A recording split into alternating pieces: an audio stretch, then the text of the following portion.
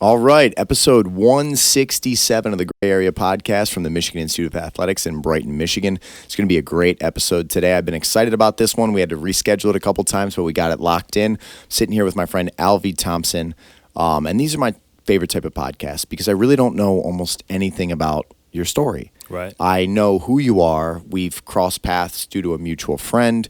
We've interacted a little bit. But I don't know what makes you you. I don't know how you got to this point. I don't know what trials and tribulations you've gone through in your life that, shaped you the way that you are today. And I'm excited to hear it. So let's start this episode the way that I start most of my episodes. Before we talk about who you are today, take me all the way back. What were you like as a young man? Where were you born and raised? What were the influences you had in your life? What were the things that kind of gave you perspective and started you on a path? And then kind of unfold your story slowly. Like, were there any light switch moments? Were there times where you really found out, like, you know what?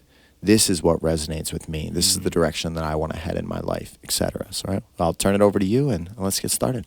Absolutely. So I was born in Weston, Florida back in 1988. So I'm 35 years old. And my childhood was really rooted in sports, athletics, playing with friends, hanging out. And it's so interesting that I didn't realize this until as I started to get older.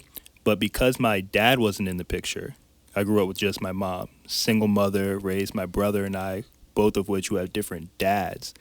And because I never really had that father figure in my life early on, it really gravitated towards me really having a strong relationship with my coaches in sports, or not having a strong relationship with certain coaches based off of how they carried themselves, the messaging they did, and really being in integrity with not only what they said, but how they actually lived their life and showed up. Would you say that you liked the people that were like strong, masculine men, like the father role, or did you kind of shun that energy initially? Like, if it was a strong, like, demand the best of you, you need to step up, is that what was good for, is that what you liked when you were young, or was that the type of energy that you weren't used to having, so it was very, like, off-putting to you? No, I actually gravitated towards that. So it was the type of men who were strong, but not just strong in their words, they were super strong in their character. So whenever they were asking me to do something or asking any of my teammates to do something, I would look at their life and kind of how are they reacting with the parents? How are they reacting towards their wives, with other people? And if I saw a consistency in how they carried themselves and how they used their words, like, I'd run through a wall for those types of guys. Yet on the other side, the coaches I never really respected were the ones who not necessarily were trying to be player coaches, but they were just trying to be too friendly, too buddy-buddy, almost try to put us on the same level, wherein what I was looking for was, no, I want someone that I can look up to, someone that I can model my own self after. So that was the interesting dynamic with sports. But then as I started to get a little bit older, say, like, even just like elementary and middle school age, it was realizing that actually my grandfather was like that father figure for me. So my mom's dad. And so we call him Pop. And Pop was like the patriarchy. Like, he ran a lot of the things for our family. And he made it his mission to make sure that me and every one of my other cousins or my brother, any of us, we were always loved. We were always respected. We were always put in a position to know just how much we were capable of and how much we were loved.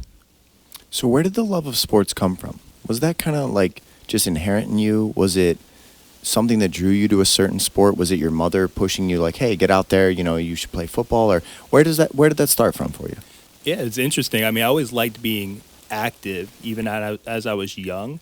But what I think it really was like I just got dropped into T-ball when I was 6 years old. And even from there, it's like I got there, didn't really know how to play, never played any type of baseball before. But when they told me, like, hey, if you can hit that ball over that painted line over there, that's a good thing. So I was like, all right, I think I can do that.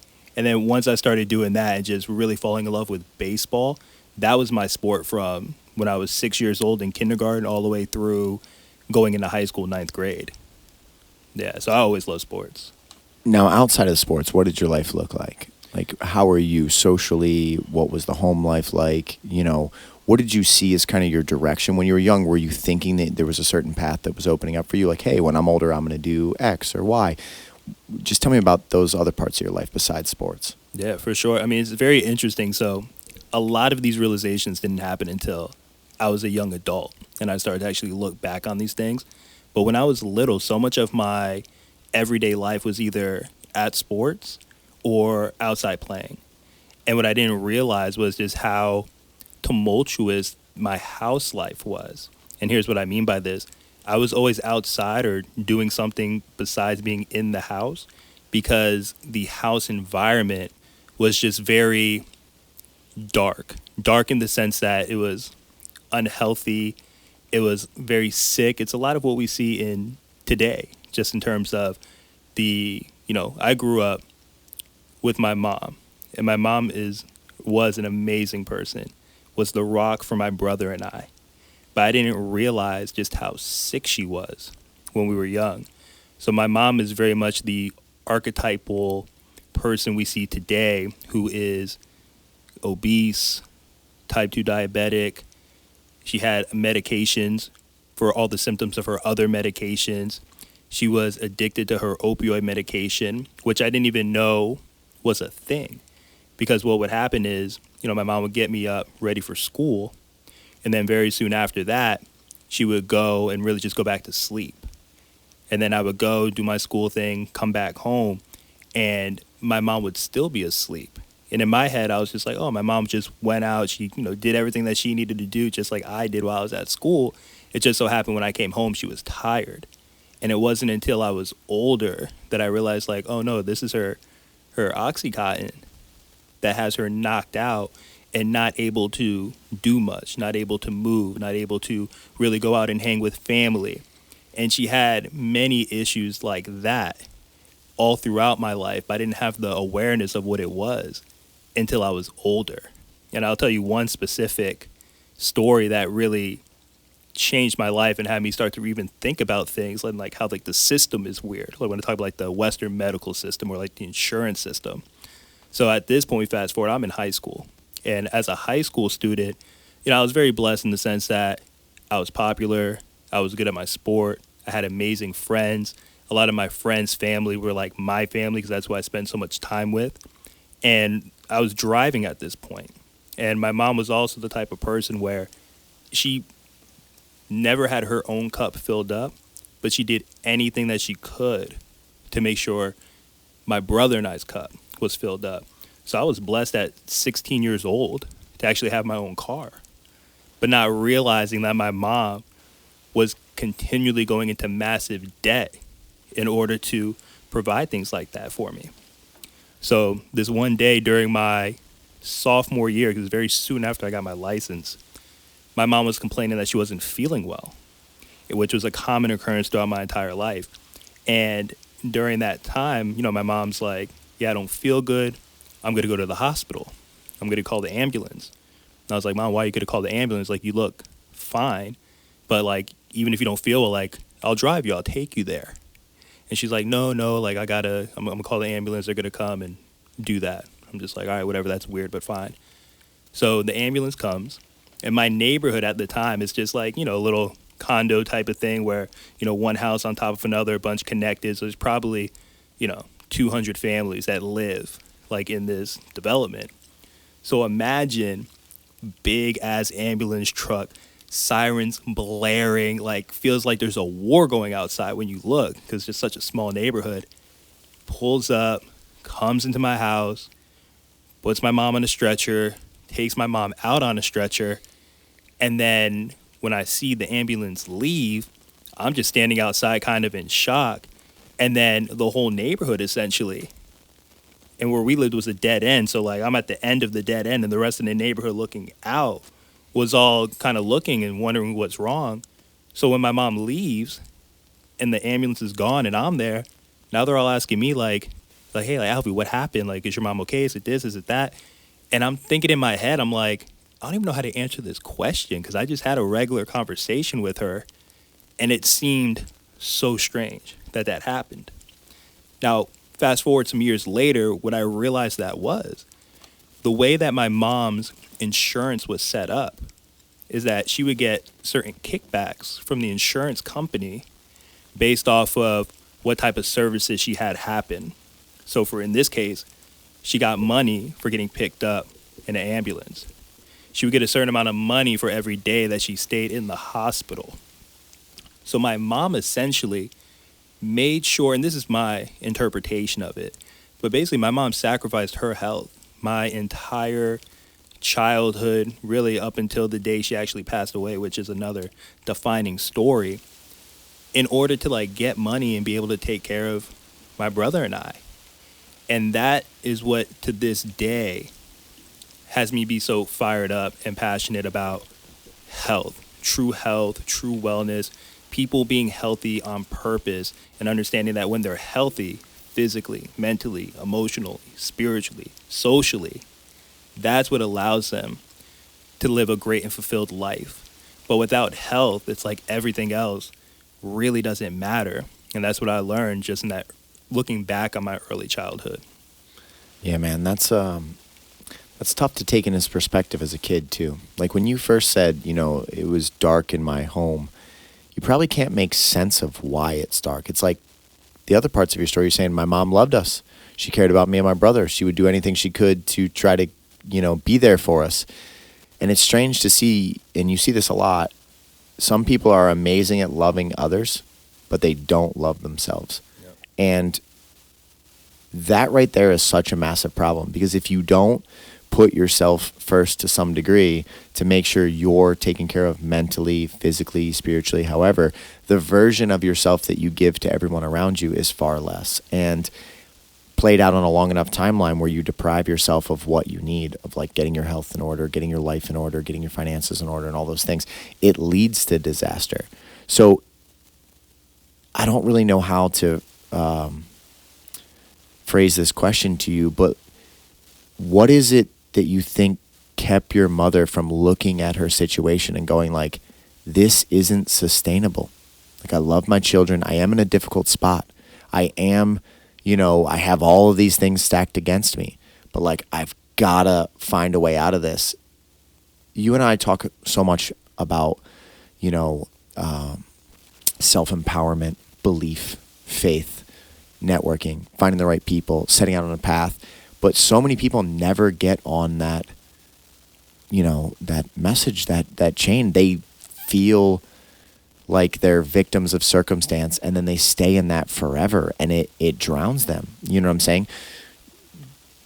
Just now, from your perspective as a man who's much older, who's seen a lot of life, if you could go back and try to analyze, why was your mother so crushed down? Is it just from the tragedies of her life? Is it from pain? Is it from defeat?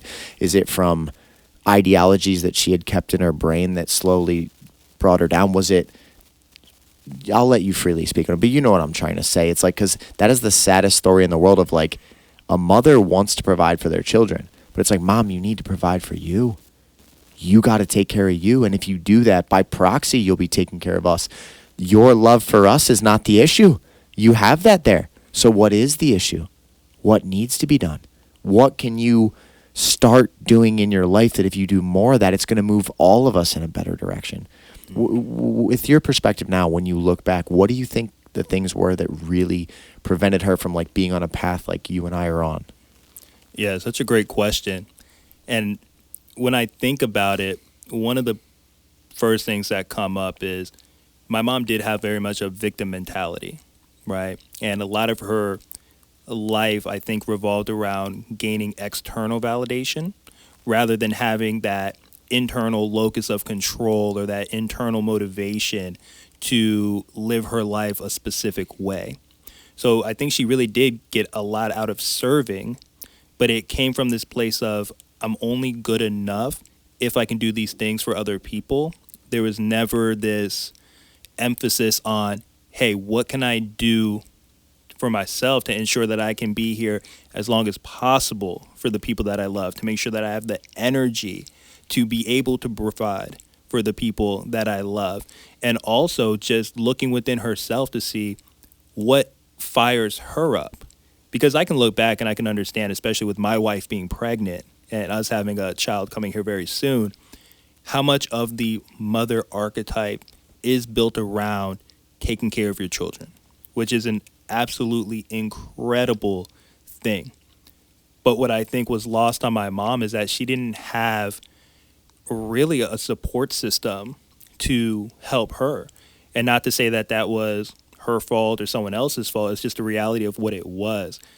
Throughout my childhood, and again, too, a lot of this is looking back because I didn't even know the family dynamics until I was older and I'm able to have conversations with my uncles who I'm a lot closer to now. Did she not have a family support system around her? Like your uncles and her family members, they weren't around? It was one of those things where sometimes it was good and then oftentimes it wasn't. And once you start to look at just the dynamics of money, right? Again, my mom would do anything she could to be able to have money to provide. So that would come down to wanting to borrow money, right? And I think it's one of those things where family is there to give you money, help you borrow money, do certain things. But I think there were times where lines were just crossed or, you know, maybe certain things weren't happening in the way that my mom and other people agreed to them to happen. It caused it a big rift. And because of that, they weren't close at many times. Now you're more isolated. Now there's more pain because you don't want, damage between you and your siblings and your loved ones. You want to be able to just see your loved ones and be happy and fulfilled. And now all of a sudden there's some debt between you two or someone hurt somebody else. And now the family's more broken apart. And you see it everywhere. Like how many families are just loving to one another and they put their differences aside and they constantly come to the table and they say like, how do we get through this experience better as a family? It's rare, man, because it's difficult. It requires a tremendous amount of sacrifice, forgiveness, accountability, integrity, and it goes back to the idea that I feel like we preach to people a lot. Is like the best thing that you can do is be the best version of you, because if you do that in your family and everyone else subscribes to that same message, it's easier to work out the differences. But if somebody is in the family doesn't care to aim up, they don't care to put themselves together, and your energy is going to clash terribly because both people have to come to the table and be able to say, I'm sorry. Both people have to come to the table and say, like, what solutions can be found in this? If you have one person that wants to try to make things right and another person just stonewalls it and says, sorry, no matter what, I'm not interested, it's hard to make progress. But that doesn't take away from the fact that, like, your path is to try to put yourself together, and maybe that will inspire others. It'll upset some, it'll inspire others, and no matter what, it'll return your power to you. You said something that was really shocking. You said, my mom realized that if she took an ambulance ride and these other things, that she was incentivized by these things and she would get more money. That is such a devastating statement, because as you were saying, I'm like, man, like, you're in a pit and every time you dig down more, a little bit of water comes out and it's helping you survive. And even though the escape is upward and maybe you should be digging on the walls and not getting rewarded immediately, but you could build a staircase to get out, you go, no, look, every time I dig deeper, a little bit of water comes out, we can last a little bit longer. I pictured it as like, man, just what a terrible trap. If you can get someone to do something that is not in their own best interest, but it serves a temporary purpose, man, they're just going to play that out until it's unsustainable, until they break, versus like the struggle to put your life together is brutal. The struggle to look at your past and look at your pain and your traumas and your difficulties and lay them all out on the table and accept responsibility for all the things that you did, that you caused, your mistakes, and let go of what is not your fault. Like, there's a lot of things that happen to you in this life that circumstantially, at that point in your life, you were not mature or developed enough to see the danger and you ran into pain. And it's a lesson. And without that lesson, then it's going to happen later. You have to lay your story out and accept the realities of your life to have like a stable footing to say, okay, this sucks. Maybe I'm overweight. I might be on medicine that's not good for me. I might be this, that, and the other thing. But the moment you say, but I could try to make it a little bit better, then it's like a battle plan. Imagine if she had sat down with her sons and said, look, I'm really struggling. I'm having a hardship with X, Y, and Z and all these things. And, maybe I want to eat a little bit better. You guys would have been fired up. You're athletes. You'd have been on board to be like, let's go, Mom. Because like when you love someone, you want to see them win. That's like a huge thing that I try to watch for in people. It tells me a lot about where they are psychologically, is do they want to see others win? Because that's an essence of love. That is like, my life can be awesome and your life can be awesome at the same time. My life is not awesome because of the separation between my life and yours. And that's a very important thing to distinguish. So when I hear that story and I hear about a woman incentivized to do the wrong thing, it's like you're giving them that reward for action that is destroying their life further. And we don't even have to go off on a tangent about the medical industry in this country and how terrible it is. But like, you started this podcast with saying, like, if you don't have your health, man, you have almost nothing, because it is intimately tied to how you feel, to your energy levels, to your self-belief, like all these things.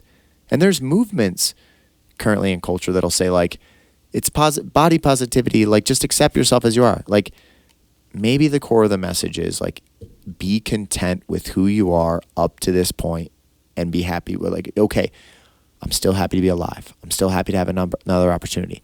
But don't distort reality and think that your life wouldn't be better if you prioritized your physical health, and then your mental health, and then your spiritual health, and then your community, and then et cetera. So you witness all this going down. You're going through high school. You're doing a good job. You're popular. You're playing sports. I know you went to college. So everything is kind of going good for you in one realm of your life, but you have a lot of darkness hanging over you on the other part of life.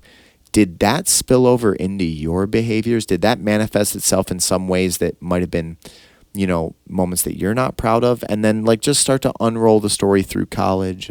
Yeah, no, absolutely. I mean, those are all phenomenal points that you bring up. And once I started getting into college, it was interesting because this is now my first time having, freedom in the sense that I can do what I want. No one really is telling me, like, hey, you need to be here by this time. You need to make sure you get up. You need to make sure you handle your responsibilities, all those types of things. And once I started to get that freedom, going back to my mom, like, so much of her why was revolved around me, right? So I can look back, and one of the things I'm not proud of is that my mom would call me literally every day when I got to college. And now, mind you, me as a 18-year-old with all this freedom, and now I'm focused on, like, all right, number one, football. Like, I'm bottom of the totem pole. I'm trying to get playing time. I want to be the starter. I see these guys in front of me. I'm better than them. Like, I'm going after that, right? So there's that aspect. There's also, like, oh my God, look at all these girls that are here that are, like, again, that's where my mind is at, right? How many girls can I impress? Can I get with all those types of things? And then it's just like the status of, like, partying and being this and being that. So when my mom's calling me day in, day out, day after day, multiple times a day, part of me is just like, yo, mom, like, leave me alone. Like, this is the point where I started really, in a way I'm not proud of, like, separate myself from my mom and even get mad at her for calling me. And I remember I even told her off multiple times to, like, leave me alone, essentially. And that's probably one of the things I'm least proud of in my life growing up. And then college was the first time I'm really starting to experience, like, the politics of life, in a sense, understanding that, oh, not everything is merit-based. It's not all about just being the best at what you're doing, but sometimes there's things going on in the background that might be impacting whether you're the starter or this other person's the starter, right? Realizing also that, like, hey, there's some people out there that are saying certain things to your face, but when they're not in front of you, they're saying other things. Like, are those really your people?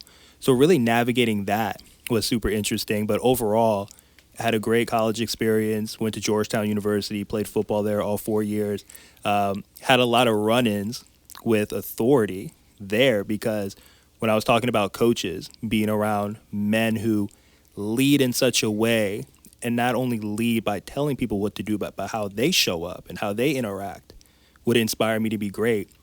But then when I would see, and this happened a lot with my coaches there, where they would say one thing in terms of, hey, if you play a certain way, if you grade out at a certain grade, if you make X amount of mistakes, you're not going to play. If you grade out high, you will play. See all of that, those things happen, but then certain players are still playing when they shouldn't be based off of what you said. Then I started to lose a lot of respect for the coaches. And it was crazy because, again, even the way I handled it, that was me trying to focus on something I couldn't control. And what did that turn into? That turned into me basically messing up the things I could control. I started not trying as hard in practice. I started being disrespectful towards coaches and even to some of the other players. And as a result, now the coaches could look at me, look at the practice film, look at the games. I always showed up for games. But you'd only play in the game if you do the right things in practice. So if my practice effort was low, well, now the coaches had a reason to not play me. And really, I messed myself up, right? No one else did. But it was one of those things where there were no other, say, older figures there that were able to really reel me in, whether it was through assistant coaches and even some of like the leadership on the team. Like I had one guy, Nick Parrish, who's one of my, best friends to this day, and he was a captain since his sophomore year. And this guy was like the embodiment of don't just listen to what I say, but watch what I do. He always did the right things. And if it wasn't for him, I would have been kicked off the football team. 100%. So I'm very indebted to him for that. So that's on the football side. And the grade side, we're fine. It was one of those things where it's like, looking back on college, even a school like Georgetown, which is, one of the best schools in the world, it's like once you're there, and it's like a metaphor for life, you just got to do the work. If you do the work, you're going to be successful. As a football player, if I didn't have to be at a class, like mandatory attendance, I was not going to that class. Like, I'm trying to rest, I'm trying to recover, or I'm just trying to chill, or I'm trying to focus on this class that I really need to focus on, or I thought I had to focus on. And as a result, what would happen? Okay, I get by, might get a B, might get a B minus, a C plus, whatever. But then when I put the effort in, it was always an A. And a funny story where I realized just how easy it was, but it was just a little too late, which is a common theme in many aspects of my life. Just sometimes it's just too late. But I got to my senior year, football season was done the last semester, and I was just like, you know what? Let me just do all the reading before class. So what I do, I started reading all the stuff for psychology. We get to the test. Usually when a test comes, it's like, all right, let me see. All right, it might be one of these three answers. Let me give it a guess and, again, skate by. The time I actually paid attention, literally the question is like, oh, I know, I don't have to look at the choices. I know what the answer is. Boom, boom, boom. Got like a 98 on the test. And that was a hard lesson for me, but also a good lesson. When I was 22 at this point, where I'm just like, wow, if I simply do the work and it's in my control, I'm going to get a great outcome. And I started to take that with me going forward in the rest of my life, especially when it came to work, where it's like, okay, let me put in the effort in order to get the results that I can get that are in my control. And then even in young adulthood, ran into the politics of in the workplace. Okay, being the best sometimes doesn't mean that you're going to climb the highest the fastest. There's still a little politics and things that go on. But some just the biggest lessons I had from college is control what I can control. If I control what I can control, I put my effort into that, I'm going to have success. The success might not happen right that moment or the moment I think it's supposed to happen, but as long as I keep doing the things that are within my control at the highest level possible and always doing my best, then I'm going to end up with a great result.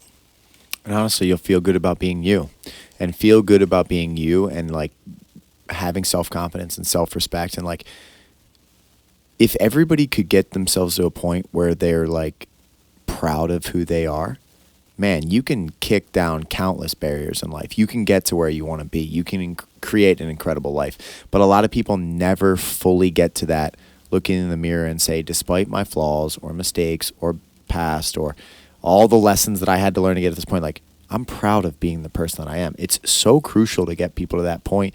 But as you were just telling that story, my brain couldn't help but almost laugh at the idea that that's what you hear from countless people. If I only could have known then what I know now, I could have seized the opportunity way more as a college football player. I could have been way further with my academics. I could have shown, such a greater version of myself to the world for me and for everybody else. And who knows what the upper limits of that potential was.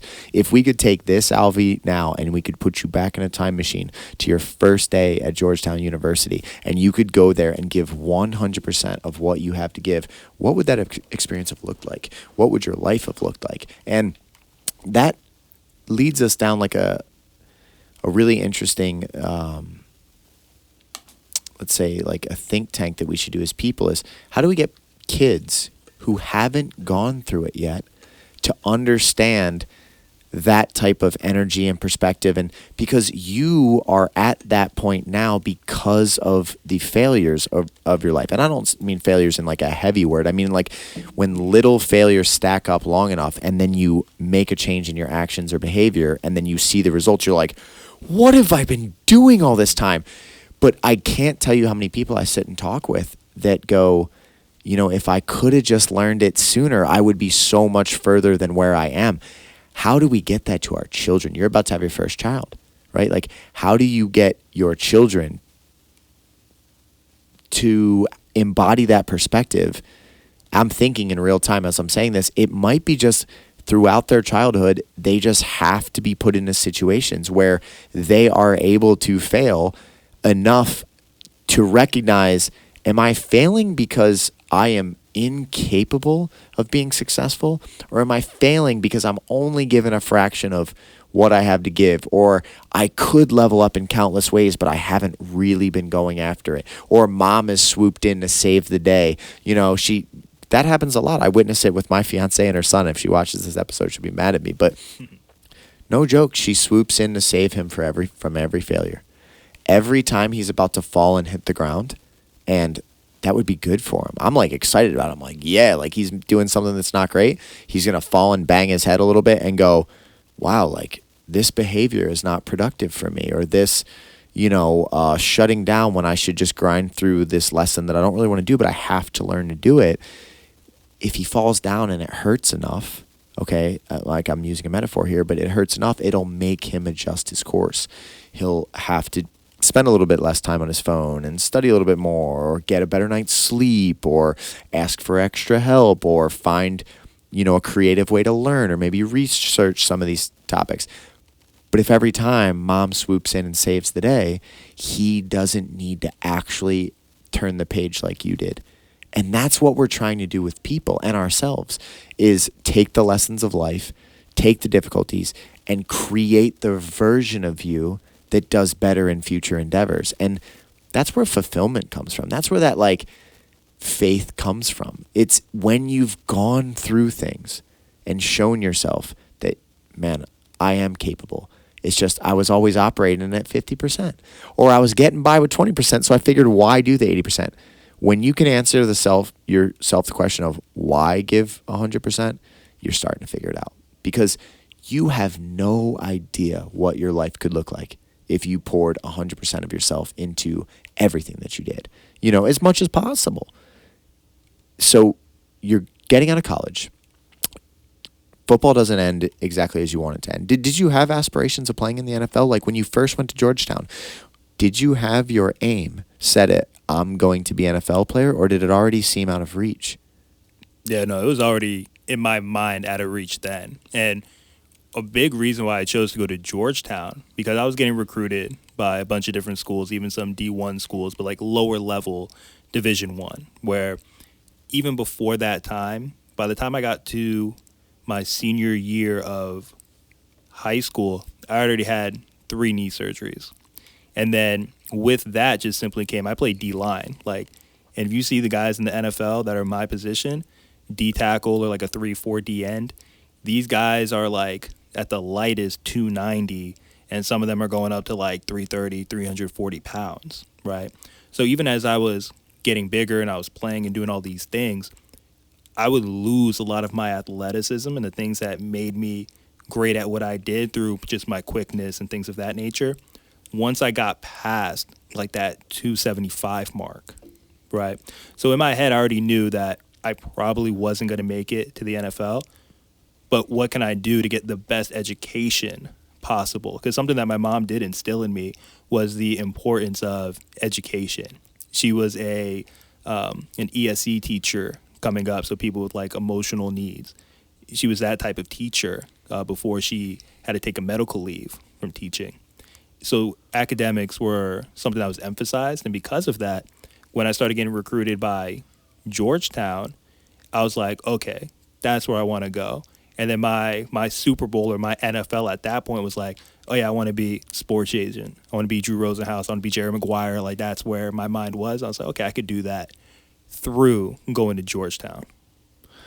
Do you think a little bit of the passion for football died in college just because you no longer had that, like, what is this for? Like, you were playing football because you're a football player, but it wasn't attached to anything. Like, when you're in high school, it's like, I want to play football in college. So that can pull you up. Like, having an aim at something like that drags you into the future, you know, to try to be that new version of you. Do you think that had a little bit of an impact, or you just think it was the program and the coaches? And if you would have had the belief deeply still that you could get to the NFL through your college football career at Georgetown, whether that was practical or not, but you had that belief, do you think you would have gone through your football experience a lot different? Or what do you think it was that made you not bring out your best on the field?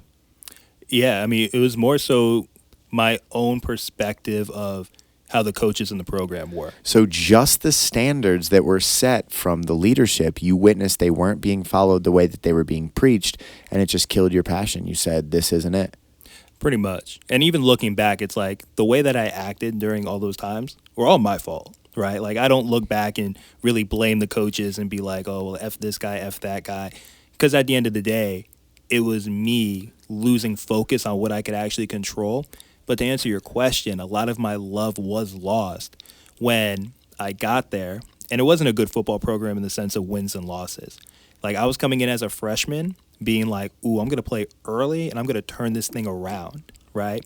And I can remember vividly after one of our first losses, right? And that couldn't have been the first loss. Maybe it was like our third loss my freshman year. And I hear some of the upperclassmen right after the loss talking about like, okay, we're going to go, you know, buy drinks. We're going to do this. This is what we're doing tonight, da-da-da. And I'm pissed. I'm looking at these. I'm like, you motherfuckers. Like, yo, we just got our ass kicked. And y'all talking about being excited about what the night has to unfold. So the passion was still there at that point. Oh, right, yeah. right there, the passion was still there. You still wanted to you wanted to dominate on that football field because it gave you that feeling in your soul. Like anyone that's an athlete knows what that's like when you are out there and you give 100% and you earn a victory and you had to dig deep and maybe you brought your team together around you. Like that's an amazing feeling. It's hard to replicate in regular life. So you still had that. And then just watching all the people around you slowly killed that flame. Yeah, it was essentially, I'm a big believer in energy from the sense that you're either bringing people into your energy or people are enrolling you into theirs. And it was one of these things where just after, as like the game started to roll by, it was almost like the expectation was like, okay, we're gonna lose. It's not a big deal. Let's just like keep it moving, right? And focus on, you know, having a good time or whatever the other thing may be. And that probably started to hit towards the end of my freshman year for me. Because in the beginning and even towards the middle of the season, my whole thing is like, yo, I can help the team win. Like, put me in the game more, coach. Like, I was the third D tackle at first, right? And then I told you about the whole thing of like where I saw the coaches, how they were acting, not matching what they were saying and what they were preaching. So I lost a lot of respect. And what really ended up messing me up, and again, my own doing, one of the starters in front of me got hurt. So in my head, I'm like, oh, here's my time. I'm about to be the starter. And the way that it worked on our team is every week when you come in, there's a new depth chart posted in the locker room. So you know when practice starts, are you going out with the ones? Are you going out with the twos, the threes, scout team, whatever it is? So I'm hype. I'm like, yeah, I already know I'm going to be expectation. I already know I'm going to be on the first team. I go up there, I look at it, and I see Thompson, same spot. They took an upperclassman from another position, like a DN, and just put him in D tackle. Now, mind you, we were getting ready to play a passing team. I was more better at like run stopping and things like that. So like in hindsight, I could see why the coaches may have done that. But in my head, it was victim mentality right away. And this is like one of the first times in my life I could actively remember having a victim mentality where I'm like, why me? Why are they doing this? Why did they put this guy in front of me? And instead of having a chip on my shoulder and being like, all right, fuck it, I got something for these guys. I'm going to go in and I'm going to show why I should be the number one. I literally did the opposite. I sulked. I didn't practice hard. And now, again, the coaches had a reason not to play me as much. I got the same amount of playing time that I, usually did. And then when the next week came, because I still didn't practice hard, like literally, it's like I just checked out. Kind of went through the motions, doing whatever. And then I actually didn't even play the next game. I didn't even play at all. And that next game was actually on my birthday. And I had one of my buddies come and watch me play. And I'm looking, and mind you, this actually might be my sophomore year. This might actually be during my sophomore year. And this other guy, or I had my buddy come play. It's my birthday. I'm hyped. It's my birthday. I'm like, yo, I'm going to go out and ball. I got one of my childhood friends here. Didn't play a down. And I was pissed. And there were some other things that went on the side with like conversations with, my position coach. And actually, I think this is important because I think this actually builds the context of why I ended up checking out the way that I did. But I went to my assistant coach and I was like, hey, coach, this is before this game. This is maybe a couple weeks before. I'm like, hey, coach, you guys say whoever grades out the highest is going to play the most. I'm like, here's the grades. Like, they're very transparent. Everyone's name's on the list. You see it. We all watch film together. I was like, hey, my grade is higher than this other guy in front of me. Why aren't I starting? And then, coaches give the coach like, hey, you just got to keep working hard, control what you can control. But again, I didn't respect it coming from this guy. But control what you can control, do all these things. And, if you keep doing that, you chip away at, you'll be the starter. So I'm all right. That had me for another week. Went to practice hard, did my thing. The next week comes, we get the film and the grades. And I had the higher grade. I played less snaps because I don't start, but I have the higher grade. And I'm just like, coach, what's up? He tries to give me the whole same runaround. And I just stop him like, coach, no, that's not it. Like, and I started getting like real, big chested and all this stuff. Ego is super high at this point, 6'2", 275 pounds. I'm just like, feeling myself. And he's like, look, Alvey, it's not my choice. It's like, it's the D coordinator decides that this person's playing it over you, blah, blah, blah. I'm like, all right, bet. So then the game happens where I don't play at all. I storm back into the locker room, change. I go straight to the coach's office. And I literally confront him, like, coach, like, why aren't I playing? And then he gives the whole spiel, hey, you just got to work harder, keep chipping away at it. You just got to get the grades up and blah, blah, blah. I'm like, bullshit. You're fucking lying to me. I was like, we can go watch the film right now. I'm outperforming this person. Why aren't I starting? And it's just a back and forth, this, that. And then eventually I just cuss him out and just walk off. And that was like the hard line in the sand where I was just like, you know what? I don't even care anymore. Like, I'm not going to do anything. I'm not going to try. Like, I'm just here to be here. Because in my heart, I didn't have it in me to quit. Me and some of my friends, we talk shit about it, like, yeah, we're going to go quit. And then we never would, because it's not in my character to do that. So what did I do instead? I acted in such a way, hoping, or at least I thought, hoping I would get kicked off the team so that I wouldn't even have to be there anymore, because I didn't have the guts in me to just walk away. And then eventually it got to the point that year where I should have got kicked off the team. I was late to a meeting, did another thing, whatever it was. Coach literally said, like, yo, Thompson, you're done. Like, go home. And then when that happened, that liberated feeling I thought I was going to have, absolutely not. It was like a pit in the bottom of my stomach being like, oh, my God, what did I do? Like, am I really going to be done? And I was pissed. I was pissed at myself, pissed at coach, pissed at everyone. But that's when my boy Nick, who is the captain and, like, he knows my heart, right? Like, he knows, like, the type of person I really am and how much I care. And he went up to bat for me, right? And that just shows the importance of having people in your corner that care for you and that can vouch for you based off the person that you are, even when your character has been going in the wrong way for maybe a few months, like in my situation. And thankfully, I didn't get kicked off. And I really did start to have this level of acceptance of, like, this is what it is. Fine. I still don't like the coaches. I don't like my situation. But I like football enough where, like, I want to keep playing. And I'm going to make the most out of it. And then you fast forward eventually because my attitude changes, I become a starter in the future. I'm a starter in my junior year. I'm a starter throughout my entire senior year.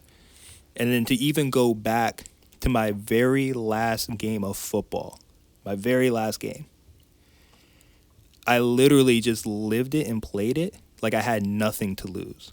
And guess what? I had my best game ever. I had a sack. I had a couple tackles for loss. I was cracking the quarterback. Like, I remember, like, literally the first play of the game, quarterback tried to scramble, and I just hit him so hard. And my boy Nick was like, damn, and just, like, hyped for me. Had a great game. Football was over. My career was over. But you know what happened? I actually started to think about, to your point, what you were just talking about, wait, why didn't I always just play like that? Why didn't I always just give it 100% and just play hair on fire, wild, free, and have a good time with it? And what I realized it was, is that I was so afraid to make a mistake. I played my position in such a way, because when you play football, it's 11 people as one. You got to do your job. And I was so afraid that if I didn't do my job properly, I was going to lose my playing time. And because of that, I would just play very robotic. I wouldn't just react. I would just be robotic. And because of that, I wasn't nearly the player I know I could have been my entire college career. And it's funny that I can look back at that pivotal moment of just that feeling of like, James, I was disgusted in myself. Like, I literally look back like, yo, did I just waste 4 years of my life being average? Average compared to what I could be? And then I remember that was a defining moment for me. You fast forward almost 10 years later, where I look at my work today, and I'm like, yo, I'm not going to be average. I get to go for it every time. Do it with passion. Do it to the best of my abilities. Don't be afraid to fail. Go after it. Okay, if I mess up, perfect. Learning lesson. It's like watching the tape. Okay, what happened? What could I do better here? Oh, okay, let me take that with me going forward. Let me fail forward. And now I live my life in such a way where it's all about going after it. It's a big reason why I moved from Miami, Florida to Brighton, Michigan, because the life that I want to live includes a lot of the people here and the type of energy that's going on here that I know I can bring to the table. And I think that's a lesson for anyone listening to really tap into, is understanding that your God-given potential is so high that the only way to go even get close to scratching the surface, because we don't even know how high our own potential is, if that's my belief, but to even begin to scratch the surface, you got to just go after it. You got to be the person who is courageous, who's not afraid, who is disciplined, who is focused, but also like who has a joy for what they're doing, a passion for life. And when you bring that energy into whatever you're doing, oh my God, life can be so fulfilling. 100%. I mean, that was an amazing story that captured such a powerful message. You didn't waste 4 years. It took you 4 years to learn the most powerful lesson of your life. Exactly. I mean, those 4 years taught you the most powerful lesson that you could have gained from college, because it's a pivotal part of who you are today. It's a part of what drives you to strive for excellence in your life. You found out on that college football field, through those experiences, through the ups and downs, through all the self-reflection, and maybe it's other people and this person's fault, that person's fault, and then one day all the pieces came together and you went, maybe it's me. Maybe I can just give 100% with the circumstances that I'm given, and if I do that, I will get the greatest result that I can get. That's what you have to reverse engineer with people, is you need them to see, don't worry about how the pieces will come together. Just focus on bringing the best of yourself to the table in whatever endeavor you're going into, and they will fall as they're meant to. And what you'll find out is, to your point, your potential is probably beyond what you can even imagine if you would just let go of the fear and go for it. When you said that, I was afraid of making a mistake. I instantly had to write that down, because that's what my fighters deal with. Half the time they'll go into a fight, they don't go for what they really feel might be there or what they're best at, because they don't want to do something wrong. Well, guess what? Not taking action is already wrong. Not playing to your potential is a failure right off the rip. So if you're afraid of making mistakes, every time you do that, count that as a mistake. And then go back and look at every time that you don't try to go for what you believe in, etc. They're already failures. You're already losing. So you're so afraid of failing, so you're failing to avoid failing? That doesn't make sense. You just have to say, I'm going to lay all my cards on the table. I'm going to go for this with 100% of my belief and my being. And it is what it is. However it works out is how it's meant to work out. Because then if you make a mistake, you can start to identify why. I was just having this is actually remarkable that how good of a lead-in this is. I was just sitting down and talking to my advanced jiu-jitsu class last Tuesday. And I was telling them one of the main things we look for when we're evaluating black belt. And I don't normally tell people this information because I don't want them striving to just try to like check boxes. I want them to actually acquire skill and change their lives and be proud of themselves. But what I said is one of the main things we look for is like if a black belt, if Danny Berry throws an armbar at you, if you gave him an opportunity for an armbar, he's going to throw it with full commitment and try to get it 100% of the time. If he's trying to beat you and he sees an opportunity, he's going to go for it. And this is what happens with lower level belts. As soon as they try something 2 times or 3 times or 4 times and they don't get that armbar, even though the armbar presents itself on the 5th time, it's right there. They should be able to take it. They see the setup. They don't throw it with conviction. They kind of throw it, but they throw it with the anticipation that they're not going to get it. They throw the arm bar going like, this isn't going to work, but I'll try it anyway. And I told them, like, you need to stop doing that. If you guys are going to make any decision, if you're going to go for something, you need to play it out to the fullest of your capabilities. The black belt, the difference between him and the purple belt throwing the arm bar is if he sees the opportunity, he believes in the submission. He has proven to himself over years and years and years of work that he can have success with that. But why in the world wouldn't he commit to it fully? It's a disrespect to his skill level. It's a disrespect to his opponent. It's a disrespect to the art to not give anything but your best. So I was telling them, if you're going to throw anything, if you're going to throw any sweep or any sub, I want you to throw it the fullest of your capability. Like there was $1 million on the line or a gold medal. And the reason this is so pivotal is you get the truth. And out of the truth, you get to see whether you, oh my God, when I just gave 100%, I had success. That tells you you didn't really have to change much in that situation.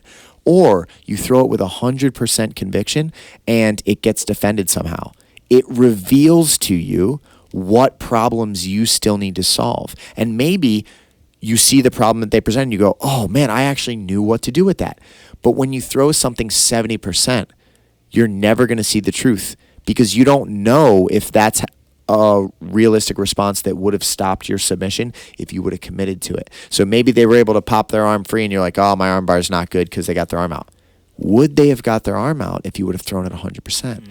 So you need to play things out with the fullest of your potential and accept whatever comes of that. And I think people are terrified of that.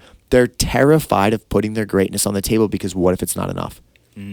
But what it is by putting your greatness on the table and going for the fullest of your potential in all your endeavors, whatever is revealed to you is what is necessary for you to level up.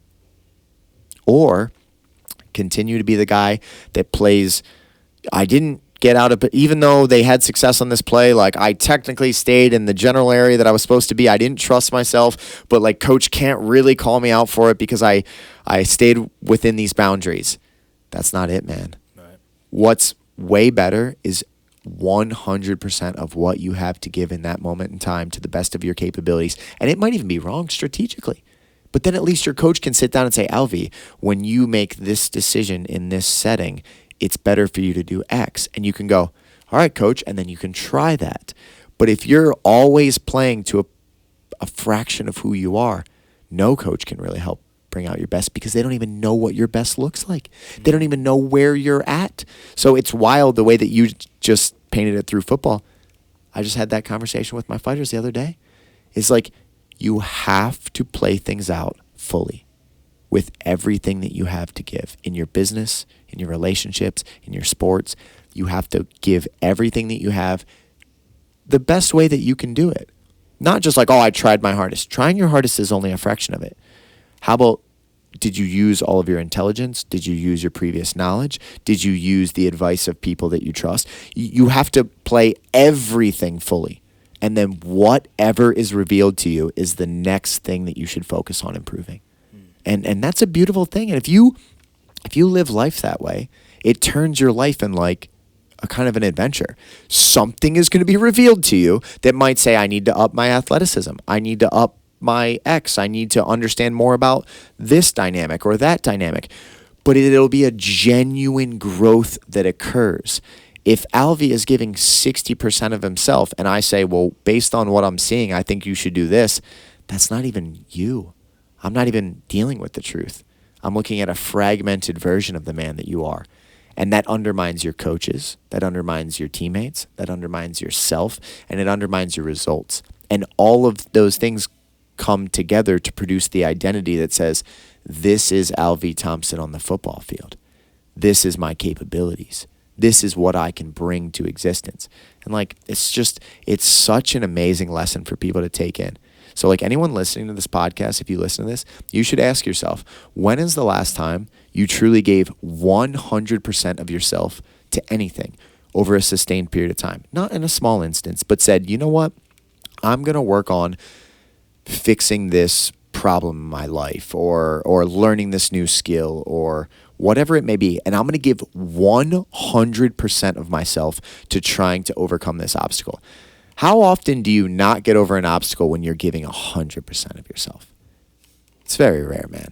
It's very rare. So that was an unbelievable lesson that you just wrapped up in that story. And I hope people take knowledge from that because your story now can motivate others to get through the difficulties and problems that they're facing in their life. That's why you are the man that you are and why people turn to you for advice, because you've played these things out and then reflected upon them. Because that's an essential part of it. Oh, yeah. Just because you lived something, whatever. Did you go back and squeeze the juice from it? Did you go back and break down the scenario and go, wow, the lesson was there all along.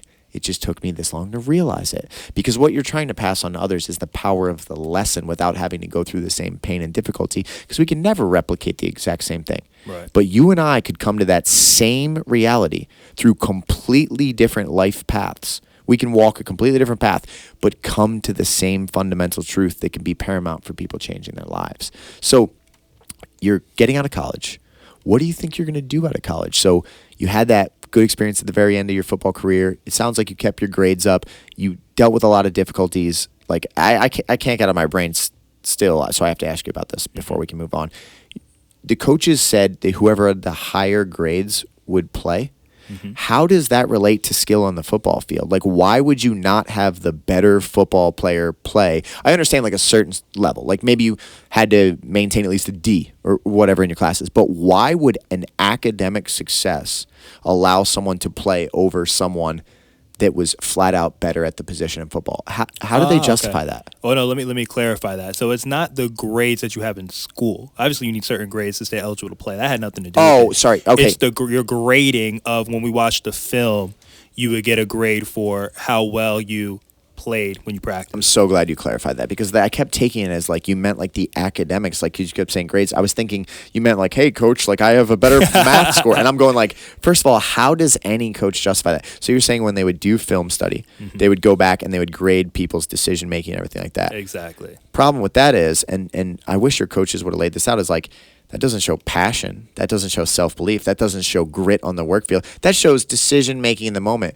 But Alvey, was he given 100% of his passion out there and his effort and trying to make plays and sack quarterbacks and beat people? Or was he just doing what he was supposed to do inside of his box so that the coach couldn't really say, well, you X, Y, or Z? You know what I mean? And like, that's important. And I really think your coaches should have helped clarify that, because I could understand the disconnect. Mm-hmm. Like, coach, you're telling me the pathway to my success is this, and yet I am winning in this category and I'm not experiencing the success. So there's a disconnect. And if that's the case and you have leadership over you that is holding you in a certain position and they can't specify what you need to do to move forward, it cuts the legs out from under you until you're a self-actuated person that says, I just give 100% because it's who I am. Right. You know what I mean? But a coach is meant to build that. A coach is meant to draw that out of others. So it really sounds like you were a part of a system that killed your motivation, because at that point in your life, your motivation was still very external. It was like, show me that I'm going to be able to start more. Show me that I'm going to do this. Show me that I'm going to get from this work, instead of I'm just going to put the work in and I'll get what I get. Mm-hmm. Would you say that's accurate? Oh, super accurate. And it's funny because what I think was missing the most from the coaching staff was just a level of transparency, right? Because it's not so much that I can't take what you tell me. It's that what you tell me and what I'm seeing, they don't match up. So to give an example, it's like when I was a sophomore and I was still very much in this mode of like, all right, let me do what the coaches tell me so I can be the starter, do all the things, blah, blah, blah. There was a kid who was a freshman and like super talented kid. He actually ended up being the best D lineman that was there while I was there. Like had some pro looks, like was all conference as he got older. But what would happen is that I would see he'd make a play, but he made the play without doing his job. So, like, not to get too crazy into the X's and O's, but something that's very big in football is this idea of, like, you got to stay in your gap. Meaning, if there's a center here and a guard here, that's my gap. I got to stay in that gap. And what would happen is, and you see this a lot in the NFL and college, people do it all the time because they're just athletic freaks, but some people will not stay in their gap, right? They'll kind of backdoor it. They call it, like, go around and still make the play in the backfield. And I had a couple of times where I'd done that, but not nearly as many as this kid did it because he was just way more talented in that aspect of it. But when I did it, I got reprimanded, right? Even when you had success? Even times I had success. Don't get me wrong. It would be an idea. It would be like, hey, Thompson, good play, but, right? And then where it would show up really is if I tried it again and I didn't make the play, then they're on my ass, which it makes sense to me, right? At then it didn't, but looking back, it made sense. But when this other player did it, and he was just making plays, and he wasn't even getting reprimanded, and again, too, this is me as like a 19, 20-year-old not having the same level of self-awareness and reflection and introspection that I have now. So when I saw him doing that and getting rewarded for it, in my head, I'm like, yo, this is bullshit. Like, what's up with that, right? And now it would be this thing where now I'm comparing myself to what this player is doing. Why do you think it was different between you two now? Look, I mean, in terms of why I would get reprimanded, that person wouldn't. Honestly, I just think that he had more success doing it. Like, I think they could see his athleticism and see, like, okay, he'll probably make the play more often than if I tried to do it. And that's me trying to be as fair as possible. Like, don't get me wrong, there's this whole, I don't get into race stuff too crazily, but there was definitely also a race dynamic of just how the coaches would see how me and other black players would, say, act or respond versus how maybe a white player might. And that may have had a small part to do it, but I think more so than anything, it was definitely hey, he can make more plays doing it that way. And that's what I didn't like. My whole thing was, I guess, this idea of fairness or transparency where at least just tell me that. Just be like, yo, this player is more athletic than you. He can get away with that. You're not talented enough to do that consistently, so I don't want you to do that. And if they would have did that, I would have been fine. This is such an important part of the podcast.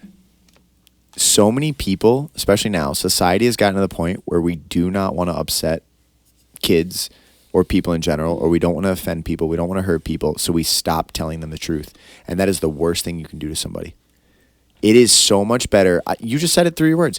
It would have been way better if your coaches would have sat you down and said, look, man, this ain't fair, but he's flat out faster than you, or he has more athleticism than you, and he's able to make plays that he shouldn't really be able to make, but he has a high success rate of doing it. And if you try to do that same thing, you're going to fail far more often. We would rather have you be rock solid in your position, do the job to the best of your capability, stop people, and when you feel there's that extension that you really think you can make the play, go try to make the play. But at the end of the day, if you try to play the way that he's playing instead of play the way that Alvey needs to play, you're going to be a far worse football player than you could be.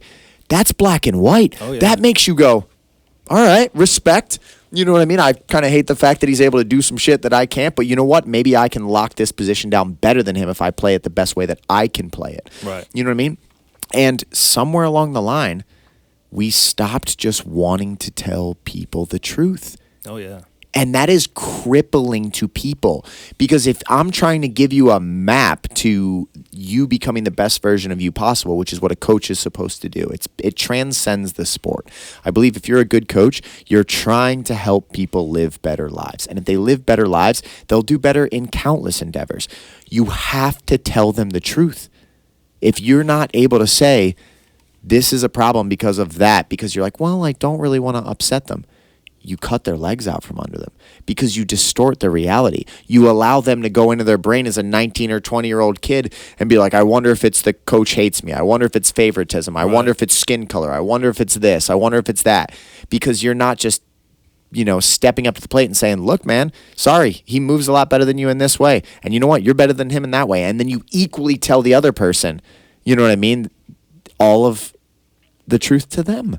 You have to lay things out for people because it gives them a solid foundation. Throughout this whole part of your college football days, I've been trying to really understand the perspective that put you in that mindset, and it makes perfect sense. You were not given a tight framework to work within to understand what would yield results for you or not, or what would get you acknowledgement or not, or what would be a setback or not. You were given these wishy-washy barriers that, man, how do you bring your greatness to life in an environment like that? You know what I mean? Like when you were misbehaving and doing the wrong things, they should have came down on you harder. And when you were doing the right things, they should have propped you up more. And they should have told you as bluntly as possible as that you could handle it. These are the problems you are creating. These are the great things you're doing. We need more of this, bro. We need to see you bring this to life. And even if at first it's like, whatever, coach, X, Y, or Z, at least they told you the truth. They give you a map that you get to use. Because at the end of the day, if I could give you a map to your potential and you choose not to walk it, it's completely on your fault. But if I make a map that has a ton of different paths and you don't really know how to read it, and I don't give you, any parameters to understand which side is even the right way up, and then I blame you for not getting to where you want to go, that's a failure as a leader. So it makes sense now. And that is such a powerful part of your story. And it's remarkable that you've taken all those lessons and now rolled it into you're a coach. You're someone trying to help create people's maps. Because that's like what a good coach is supposed to do. Is like, I'm not supposed to tell you what your end result looks like or really the framework at all. You should specify what makes you feel the best about being the person that you are. What type of routines do you think are good for you and are bad for you? What type of work ethic should you have if you really cared about your goal? What does your character look like when you're really on your game? What behaviors do you participate in and avoid? What are the, environments that you allow yourself to be a part of and the ones that you avoid? You are supposed to specify the rules of the game. And then when you lay out, coach, when I do these things, I'm on my game, man. When I'm in this type of environment, I'm crushing it. When you can tell me black and white the truth, I know what I got to go after. You specify the terms. I agree upon the map. I might rebuttal you in some areas and say, man, you think training 2 days a week is fine because you're working so hard. I don't think it's acceptable. And then we agree upon this. If we follow this map, you're going to bring some greatness to life. And then we mutually subscribe to that mission. And if we do that, that's how a program really creates success. And it is hard to do when you get a lot of people because every person is different. I know it from working with the fighters. The way that I have to motivate one fighter could be completely different than someone else. And their maps are different. Yep. Some people need more time to mentally process and recover and this, that, and the other thing. Some people need grind. They find themselves in the hells of grinding. You know what I mean? I have to learn that from each person. So it is very difficult. But as I've gotten older, I've gotten better and better and better. And what I realize is I have to let them lay out the map. Yep. I don't lay out the map. I ask them questions and I figure out where their heart is and where their goals are and who they are and what character they're striving towards. And I get them to say, this is what would make me proud of myself. And this is how I think I bring my best to life. And then I say, well, these are the things that I think bring your greatness as a fighter to life. And we agree upon a system. And when that happens and you get that relationship between fighter and athlete or fighter and coach, You guys are unstoppable. It's like you both have no idea of the potential that you can actually bring to life. But that is how it's done. That's what I found in my life. So what was your first job out of college? When did you start to really put these lessons together in life where you changed as a person? Because you've mentioned now multiple times that the victim mentality tried to grab you.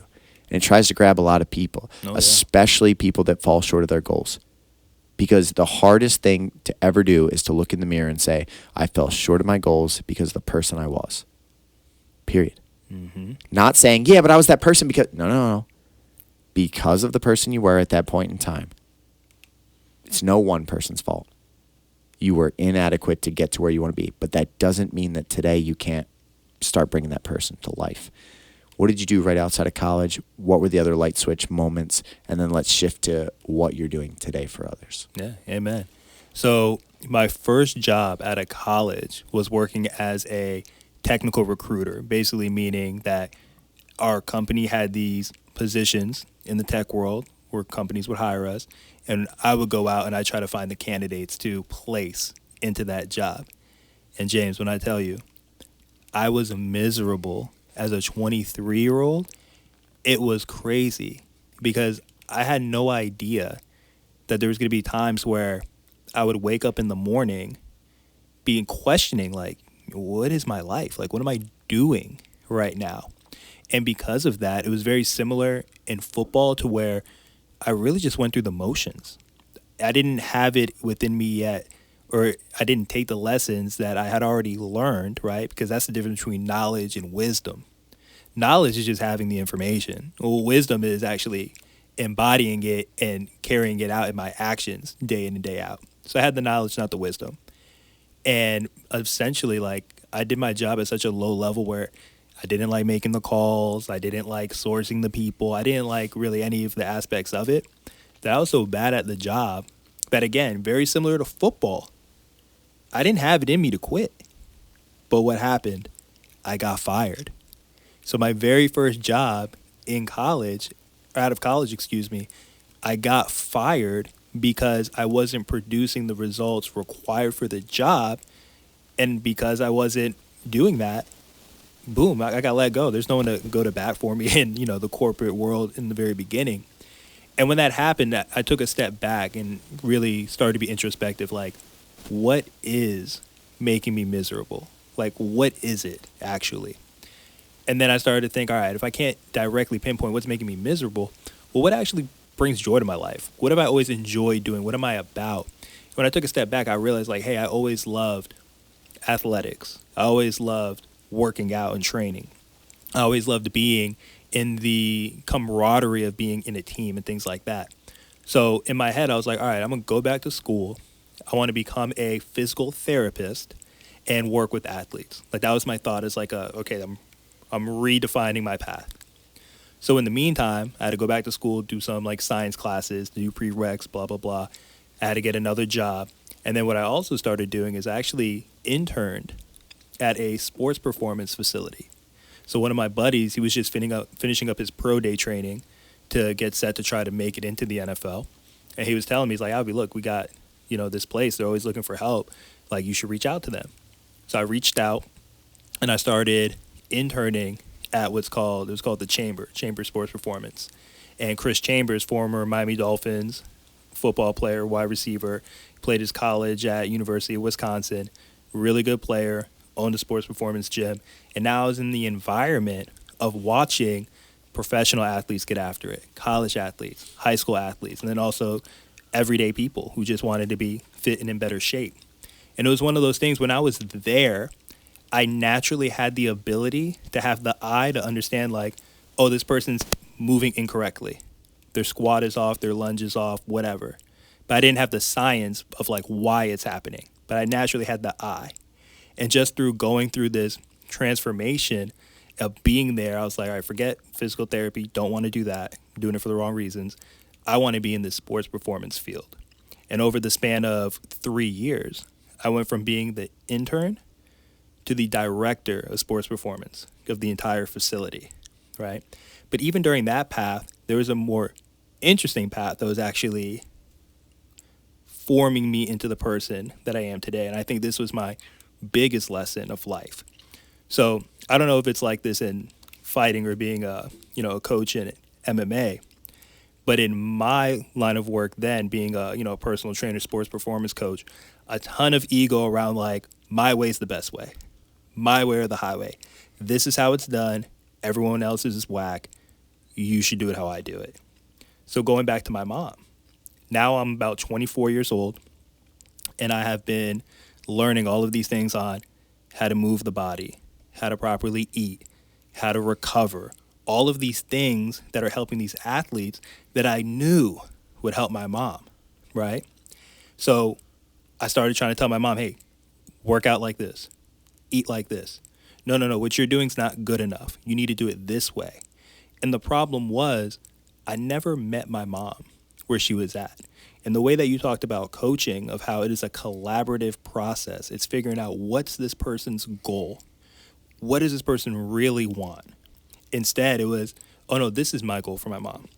And mind you, at this point now, my mom, over like the last couple years when I was in college, she went from being in her wheelchair and just wheeling from her room to the bathroom to the kitchen all day. That was her whole life, and just speaking on the phone, to actually exercising, walking with her walker, eating a little bit better. She started going out of the house and started to meet up with friends. And like, this stuff was amazing, but I took it for granted at the time because I was like, no, you're not doing it good enough. And I was making it about me and not about her. Dude, that is such a powerful part of this episode. There is something so important about making sure that you keep things in small steps and perspective. Because I tell the fighters this a lot, is if you are moving in the right direction, you need to acknowledge that progress. Because otherwise, if it's, I am doing this, but I should be here, every day is a failure. Every time you do something, it's a negative momentum. It's, I'm not good enough. I'm not going to make it. I'm going to fail. I'm not going to reach my goals. Versus, I'm making progress towards what I need to do. Yeah, maybe I'm not where I can be one day. And maybe Alvey can help me set the aim. Maybe that's the ultimate. That's what I'm really shooting for.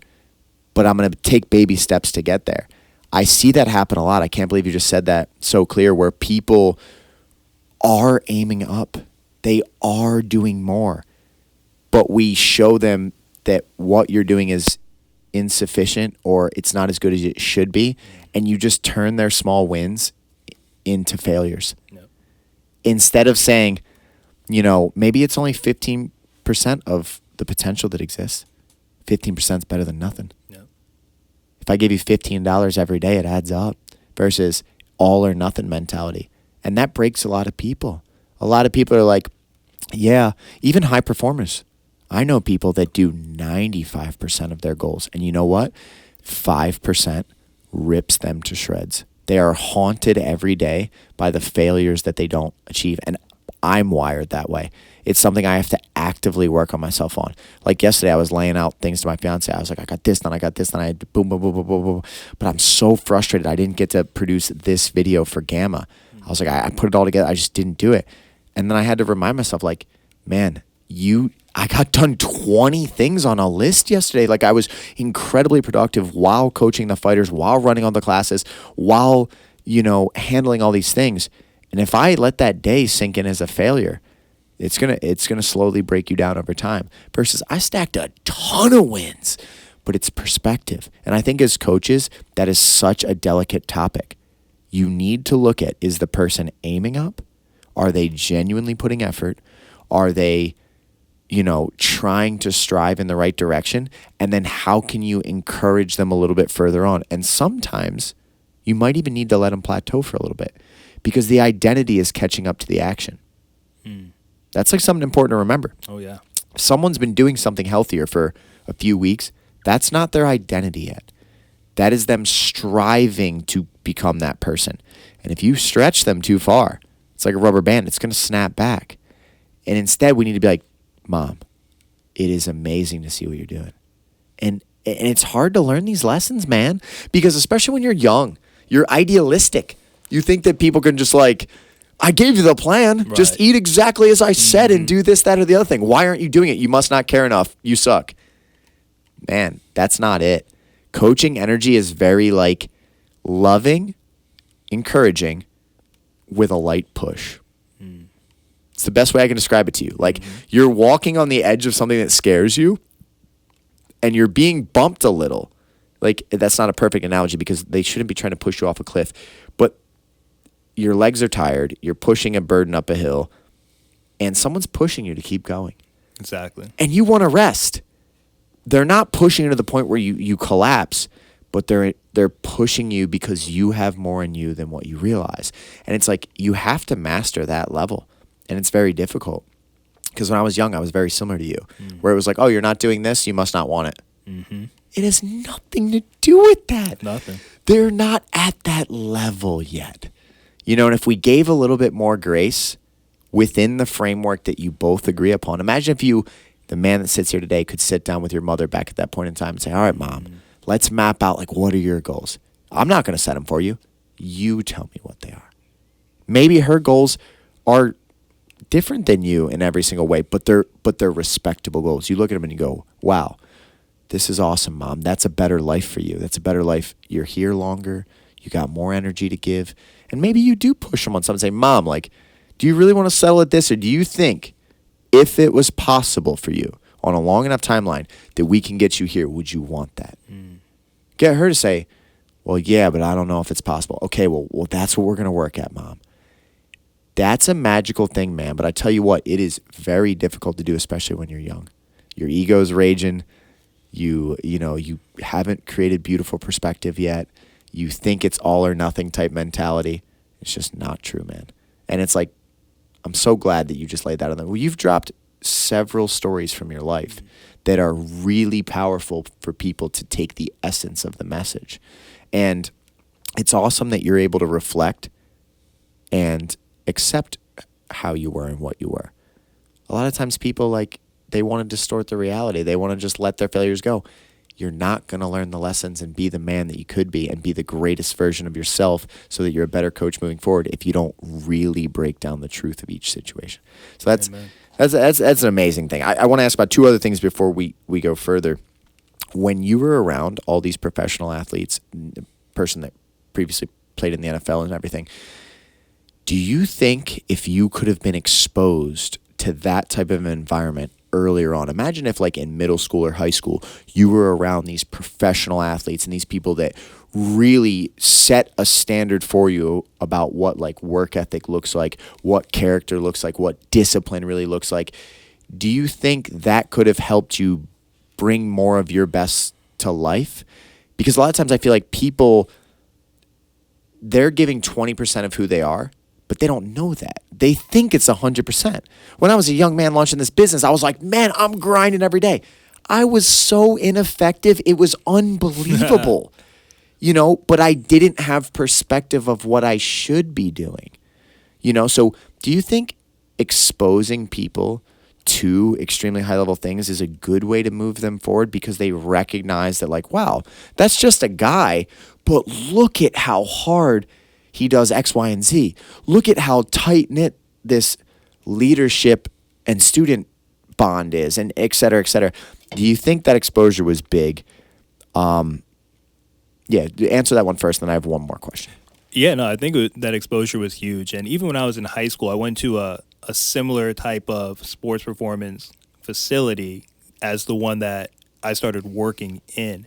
But I think just at that young of an age, I was more kind of starstruck to see, like, I remember I had a whole long conversation once with Fred Taylor, who was one of like the great running backs of his generation, played for the Jaguars. And man, he was just so approachable, hardworking, but just down to earth at the same time. Did you put him on a pedestal too much so you didn't see you in him? You just kind of... for sure. Yeah, it was almost like I couldn't, really compare it. But to answer your question, what I did see is when I was in the environment of coaching a lot of these athletes, the NFL guys and the college guys in the summer would work. Basically, one session would end. Like the NFL guys would be ending, and then like the college guys would be starting, right? So the college guys, a lot of them will get there early. These are the people who are doing their pro day training, getting ready for the combine, and they're watching these other guys who have already made it and are where they want to be. So when they saw them, I could see the dynamic. I could take a step back and just watch all of them, and I can see the ones who were serious, not serious about it, just the ones who had the awareness to understand, like, oh, those people have what I want. Let me watch what they do and let me see how I can model it. And those were one of the first examples where I saw that things aren't really learned, but they're caught, right? Like you catch it, you see it happening in action, and then you're able to go through your own mental calculus and start to download it and be like, okay, that's what I can do. That's what I can try. That's what it's going to take. That's the level of discipline, the level of effort, the level of focus, not just in how they train, but how they eat, how they recover, how they do all of that. And on the other side of the spectrum, what I saw, which is also very interesting, we had professional guys who came in and they didn't work that hard. Up to that point of their life, they were just so talented that their sheer talent alone got them to where they've gotten to, which is to be, say, in the NFL. And sometimes there would be some resistance towards trying to change something because it's like, why do I need to change? I'm already here. But then to see the people who had, I guess, the humility and maybe the open-mindedness to know, like, hey, I'm here, but I'm not where I can be within this section of people. Let me be open-minded. Let me grind. Let me get after it. And that's been huge in my life, where it's like I'm constantly trying to surround myself with the right people. And knowing that it's a reciprocal relationship where just by being around the right people, I'm learning so much from them. And there's aspects of life where they're learning from me. And we're constantly pouring into each other by simply being who we are through all the lessons that we've had. And I think it's incredible that that can happen in the sports arena. It can happen in career. It can happen in just a couple of couples hanging out together and seeing like, oh, wow, I really appreciate how this guy is interacting with his wife or interacting with their kids. Okay, that's something I want to take. I love how you just said that. An environment allows you to catch things that you wouldn't normally experience, or you wouldn't normally get it if you're too far removed. It's like you catch it because you're around it. It's the intangibles. It's the energy. It's the aura. It's body language. There's so much information that your brain can process when you're in the environment that you wouldn't get if you were watching through a screen. If you're sitting at home and watching through a screen, you're missing some magic that exists if you would get yourself in those environments. That's massive. There's a lot of NFL players. There's not a lot of Tom Brady's. Exactly. So it's like, what makes that man different? The best way to find out is to be around him, right? Or be around people that are like him and go like, wow, that person takes every rep more seriously than me. That person is not aiming at like, I'm already in the NFL. It's fine. They don't have the idea in their mind that like, what if I could be the greatest player in my position forever? What if I was talked about the way that Tom Brady is? What doors could I open? How would I feel about myself? Forget it. Like, you almost want to flip that. You don't really want to think about the results that could come by being the person. You want to make the mission to become the person and then allow the results to come. Absolutely. Because if you're results driven, if you go through a lull period, you're going to give up. You're going to say, like, I'm not seeing the results of my work. Versus if you just embody the mission of, I'm going to try to see what my best looks like, you have no idea the results that you can produce. And to your point, like, that's why environment is so big. If your mother had been able, like, let's say she started to get a little bit healthier, she got out of her wheelchair, she started to exercise a little bit, and she's like, I'm going to make it a point to surround myself with other passionate people that want to take care of themselves more effectively. I want to get around people that want to speak a different language, that want to, live differently, that care about their future more, that are trying to put themselves together. You would catch so much from those environments.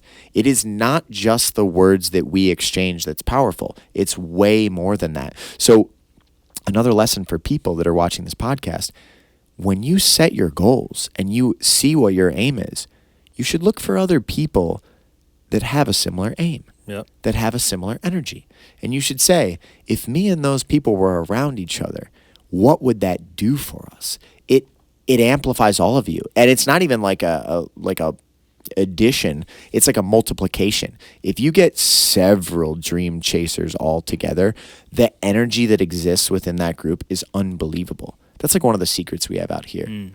It's like one thing people always say about this academy is like, there's just something about the energy, the feel. It's because you have a lot of people that have laid out frameworks for what they want their life to be and the people they're striving to become under one roof, doing it right in front of you.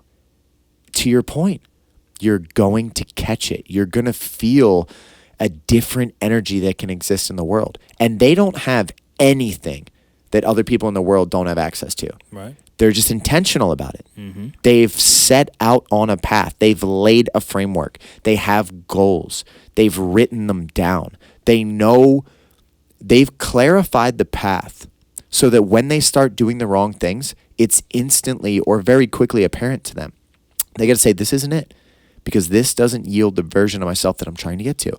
And when they get too complacent or comfortable and everything, they can remember, hey, this is a nice plateau. It's a beautiful view, but I'm a mountain climber and I'm still going up. Yep. And my fulfillment and the best parts of my life come from the striving towards something of value. And I just think there's so many lessons in what we're saying that anyone can do. You don't need very much in your life to set your goals. Like almost anyone. I don't care if you were you're at a point of disaster. You've hit a rock bottom. You're in a wheelchair. You're morbidly obese. Whatever your problem is, you're struggling with a drug addiction. Step one is like, if your life could be different, if your life could be better, if you could be happier, what does that look like? Yep. You have to map that out, because then all of a sudden you have something to evaluate yourself with. Right. Each morning you get up, you have a clear map.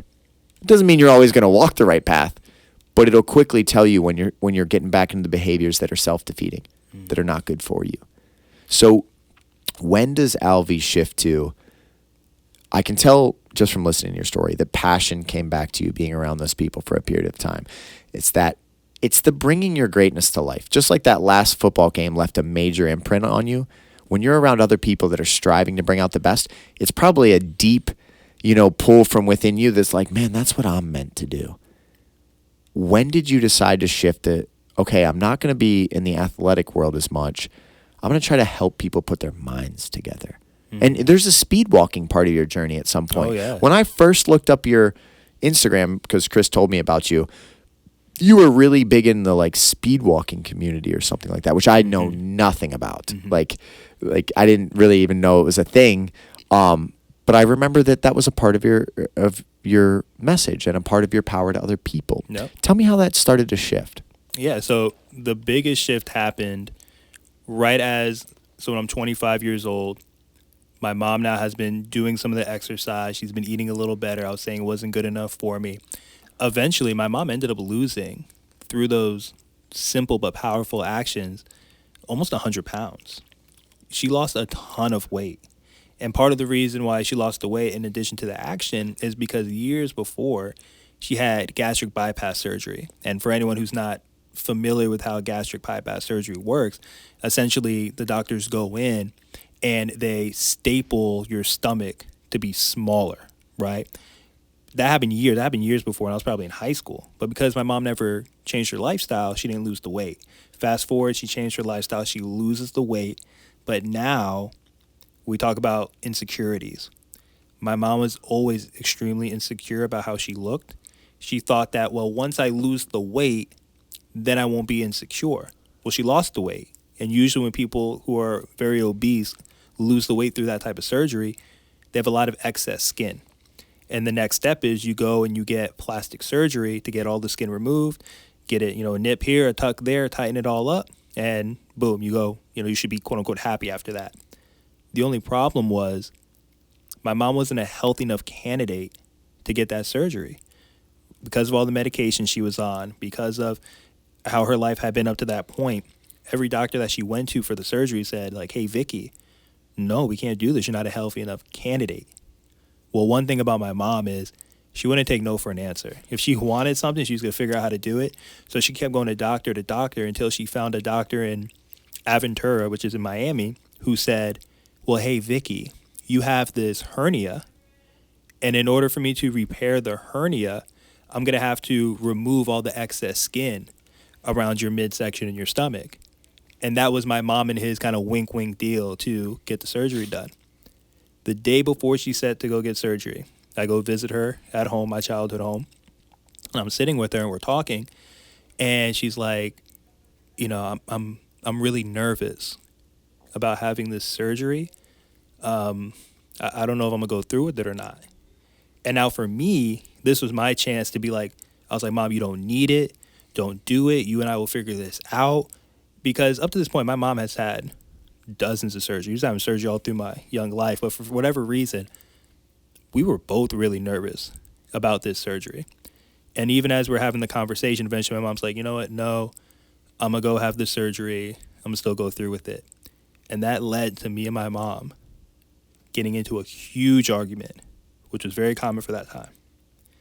And I had no idea, but that argument ended up being the last conversation that I ever had with my mom. She goes into the hospital the next day. She has the surgery performed. She wakes up out of the surgery and she's complaining that she can't quite catch her breath. Very shortly after that, she went to an episode where she couldn't breathe. The hospital had to induce her into a coma.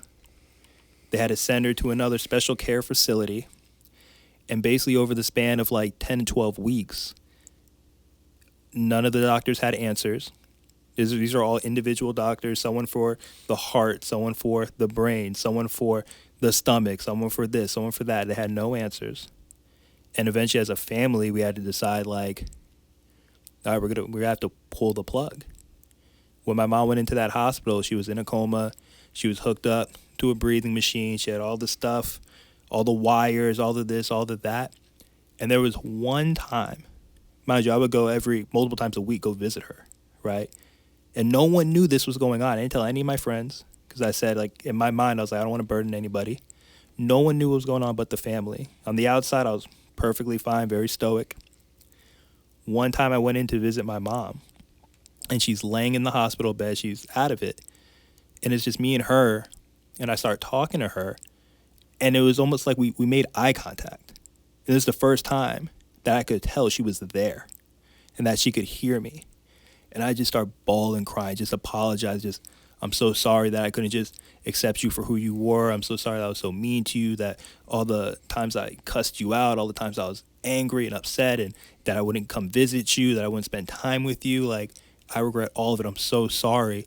And I'm just bawling, crying. And then eventually I leave. I walk down this long hallway, go outside, go in my car, and I flip down the visor. I'm just looking myself in the mirror. And I'm like, how the hell did I get here? Like, what was it about me that didn't allow myself to simply meet my mom where she was at? Because in reality, my mom was my rock. She did everything for me. Everything to make sure that I could play sports, that I was good at sports, that I had the clothes and the shoes and this. Never could afford it, but had it all. And yet I was so shitty to her. And after we pulled the plug, I was the last one to see my mom, and she was gone now. And I was looking myself in the mirror and I said, you know what? I'm at a fork in the road. The way I was going, where my personality was, James, I was fiery at that time. I was the type of dude where, like, we're in the club, you step on my shoe, I'm making a big deal out of it. I'm trying to fight you, right? Like, that's the type of guy, or at least intimidate you. That's who I was. And I realized that was the energy I was bringing to my mom and I's relationship. And in my head, I was like, wait, maybe if I wasn't like that, she would still be here today. And I said, you know what? I need to go to the other side. And what does that look like? And that's what really started the journey of being the best version of myself. And because I couldn't meet my mom where she was at, I was like, well, how do I get those skills to be a better listener, a better communicator, have more compassion, have more empathy, be able to just hold space for people? And that's when I was like, you know what? I'm going to go get a life coaching certification so I can have these skills. And what's funny when we talk about environment, I went in this life coaching certification to get the skills to be better, but I didn't realize that was my first opportunity I took to heal. Up to this point, I wouldn't tell anybody about what was going on with my mom. If I was going through any difficulties, I wouldn't talk about it, because at that point, I had changed my life in certain aspects, especially diet and just like not drinking, not smoking, being focused, where none of my friends were doing that at the time. So I was very alone too, just in that journey of being a 26-year-old doing this type of stuff, and none of my friends were. I wasn't going out, wasn't partying, wasn't drinking, clubbing, and I used to love doing all that stuff with them. The minute I joined this life coaching group and I was with my cohort of like 30 people, it was my first time being around a bunch of like-minded people, like-hearted people, people who are aiming up, people who want to be healthy themselves, people who want to help other people be healthy. And because of that, I was able to open up. And part of our coaching wasn't just learning stuff. It was actually getting coaching each other. And it was the first time I opened myself up to be vulnerable and to be able to speak freely about what I believed, what was going on in my life, what wasn't working, what was working, all of it, that it laid the foundation for my own healing. And I was like, wait, this is it. Having these types of conversations of everything you just talked about, laying out the roadmap, seeing what's actually important, what are the things that are actually holding them back that are within their own mind, and being able to see that within myself, it literally changed the trajectory of my life from when I was 26 up to being a 35-year-old now. My life has completely changed in how I am, how my health is. Now my health is no longer just a physical thing. It's not just how much weight can I move or what does my body composition look like or even how I eat or even just how I sleep, but it's how I relate to my thoughts. How's my mental health? How's my emotional health and well-being? What's my ability to overcome stress, to avoid overwhelm and burnout, to be able to step up when life throws adversity, which is inevitable. It was my social health, realizing who are the types of people I want to be around on this journey of life with, who I want to inspire other people with, who when I know I'm down, I can go to them because I have enough respect for their journey and what they're doing that I feel like I can go to them, which was missing from my coaches before, right? And then it was also this aspect of just spiritual health, right? Like realizing that all these things that happened, they had to happen for me to be who I am right now and to be literally changing the trajectory of health for my family. The way I eat and just experience my entire life, the way my wife does, the way my son Zion, who'll be here in a couple months, is going to do it, right? The friends that it has, why me and Chris are so close in so many ways, just like the way that we view life. And all of this happened from my mom's untimely death. And, you know, I've had other healings and things that happened along the way, but that was the moment that really shifted my life. And now it has me working with people in a way to realize like, yo, life is extremely dynamic, right? Meaning it's a process of constantly growing, constantly evolving, constantly adapting, changing to whatever it is that's going on in life. And also that there's the dynamics of life where we have all these, you know, we have the work and career things. We have our health bucket. We have our relationships buckets. But in order to make sure that those things are good, got to start with the relationship with myself. That has to be strong. And as long as that's strong, I know my relationship with my wife can be strong. Then my relationship with my kids. Then the rest of my family and my friends and my community. And then society at large. So now my work really focuses on helping people be dynamic men, dynamic women. Understanding that like success is not just the wins and losses you have in your career. It's an important pillar, but it's also being successful in your health and all those aspects I talked about. It's being successful in your relationships and all those aspects that I talked about. And just bringing that to the table each and every day where, like you said, I love that idea, that picture of aiming high. If I'm aiming high and I'm around a bunch of other people who are aiming high, well, damn, it's going to be so much easier, literally easier to do it because I'm not doing it alone no more. I'm doing it with other people who are also on the journey. When we have that, oh my God, life is so fulfilling and amazing. You just said something that I hear so many people that are actually happy in their lives now say that people need to really reflect upon. You said, I got to a point where I realized all the pain, all the difficulty, all the trauma, it was necessary. Like I had to go through those things to get to the person that I am now. And that's being proud of your story. Your story does not need to just be a good story in the way of like, you had stacked wins. Honestly, if you stacked nothing but wins growing up, you're probably going to have a really hard life later on. Yep. You have to look into the past. You have to look at every lesson the universe tried to teach you. They were all there. They're all still there. You just have to take them and use them to clarify your map. That's what you have to do.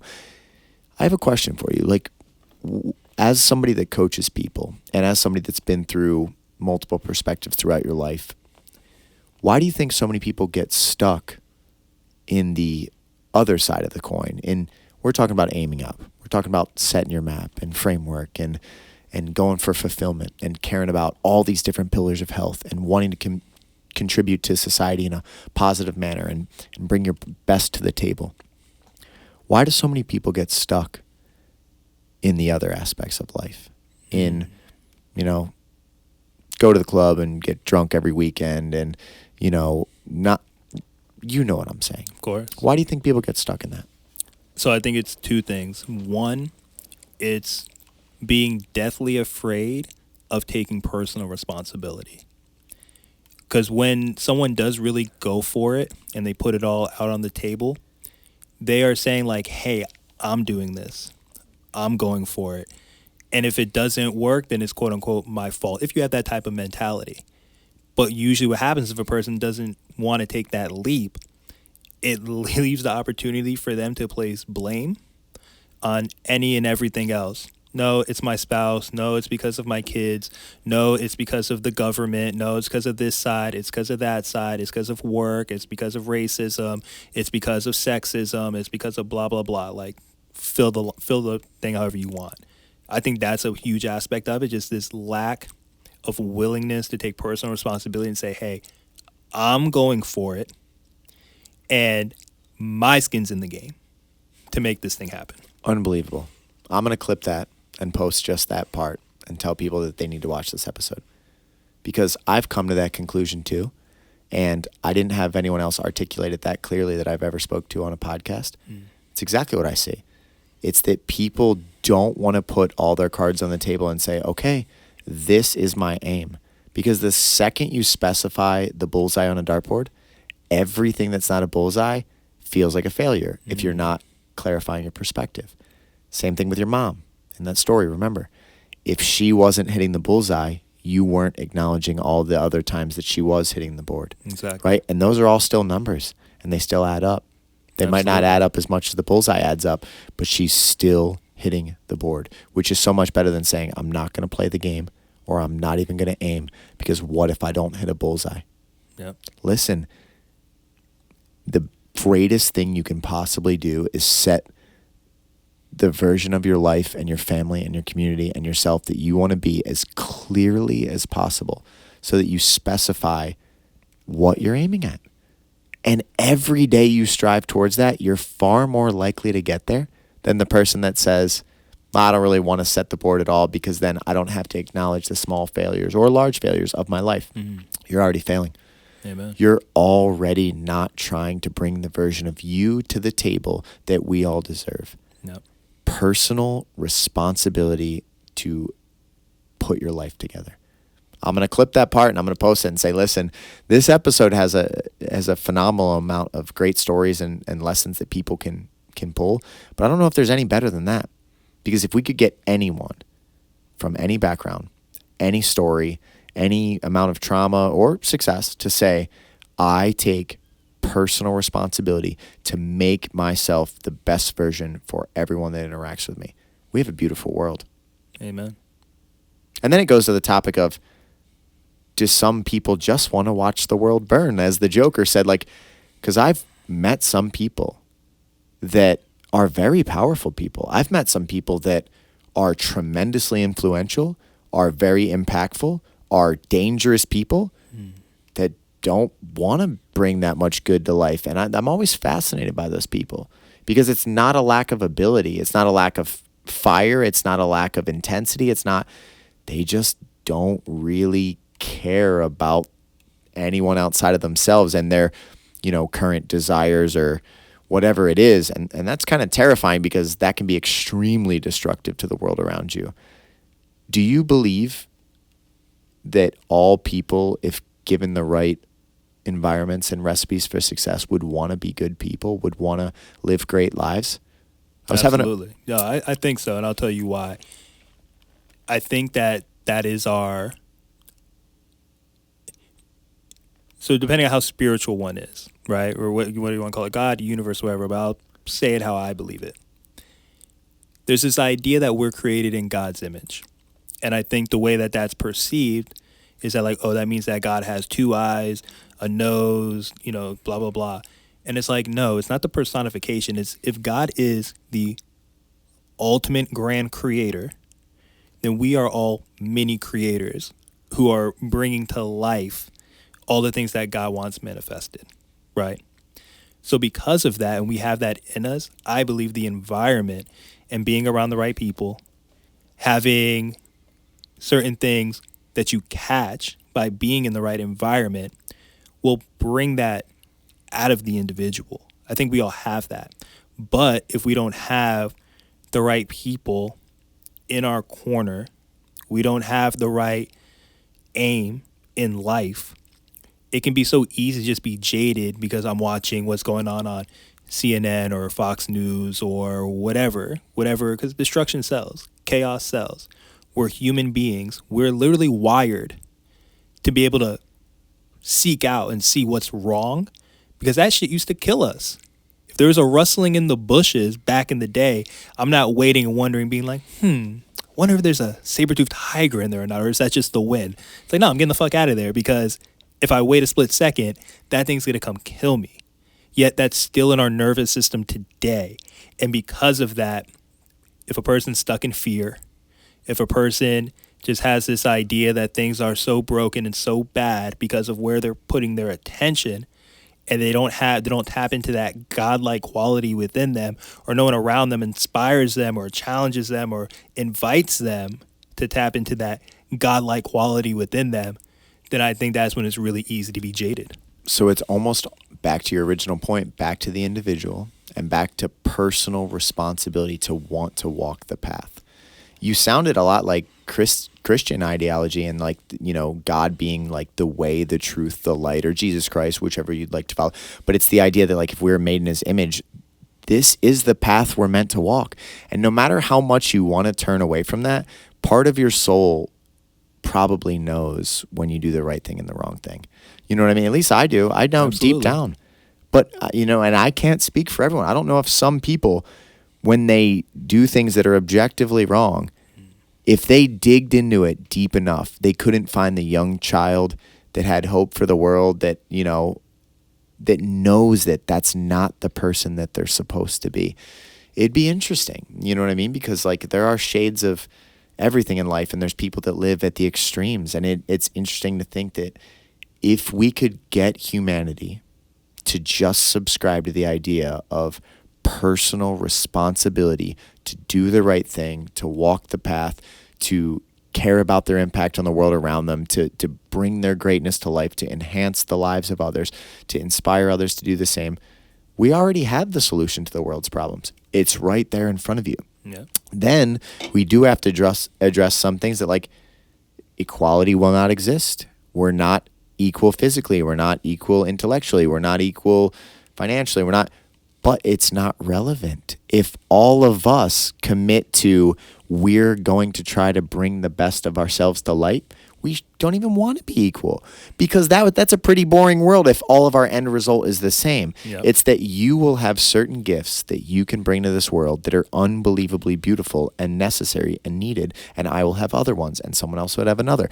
But all of us subscribing to the mission of wanting to be the best version of ourselves is unbelievable for the world. Incredible. You have to get out of the comparative mindset. You have to not worry about is someone further on their journey than you or not as far, because it's not really relevant. Your focus is looking out when you need to look in. Amen. So this has been an unbelievable podcast. We're about to hit the 2-hour mark, and I knew this was going to happen. That's why the other day we only would have had an hour. If we would have shaved 53 minutes off this conversation, we would have lost so much value, and that's what I didn't want to do. So I want you to wrap up the episode like this. If you had to summarize your life coaching or just a message to others, whether they're in pain or whether they're at the point of maybe they're about to start their first day of college football and you'd like to see them bring out the version of you that was there on that last day, just a message to the world, just a final thing, a mantra, maybe a book to read that really hits you, a saying that you have. For me, like I've been saying aim up a lot, but like I have a lot. If you're around me a lot, you will hear repeating themes like it is what it is. And like, because they're a part of my ideology and I deeply believe in them. And like the words aim up, I could extend into a 50-chapter novel on what that really means and looks like in your life. What is it from Alvey? If someone was to personify or like take Alvey's message, lay it out for me. That's such a great one. I would say in 2 words, it would be dynamic.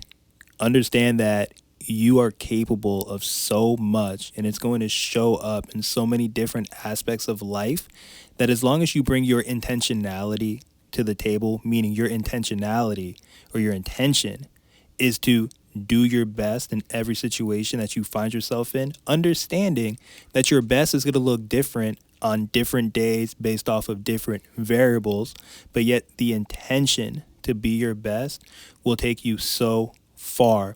And by being dynamic, you're focused on your career, vocation, your finances. You're focused on your health, physically, mentally, emotionally, spiritually, socially, and you go out and you have success in your relationships to yourself, to your spouse, significant other, kids, family, friends, community at large. You bring your best to all 3 of those aspects of life, you're going to redefine what it means to be successful.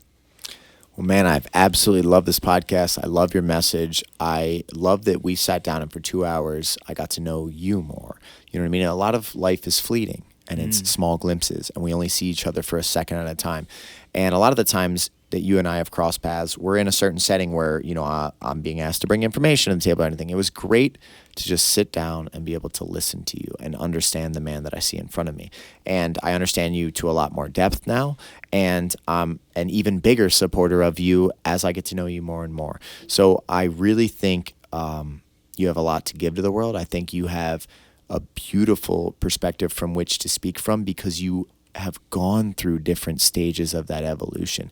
You're able to look back and see identifying behaviors of something that's not the path, saying that's not it. And that'll make it easier to identify it in others and help them understand why it's not. Because you don't know what you don't know until you know. You know what I mean? Like that young college football kid that was angry and frustrated, he didn't have the perspective and wasn't given the guidance to get there yet.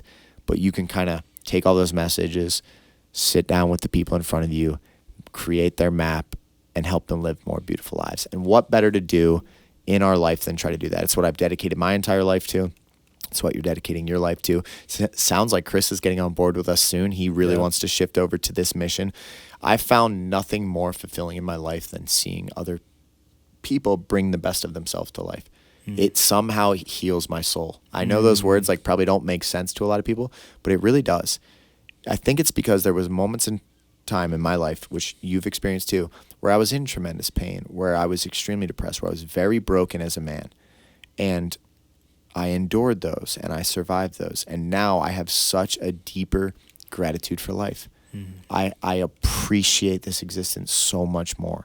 I've gotten rid of a lot of the emotions and ideologies that really would tear me down and replace them with ones that are just deeper in perspective. Like in most of the darkness, there is light. Yep.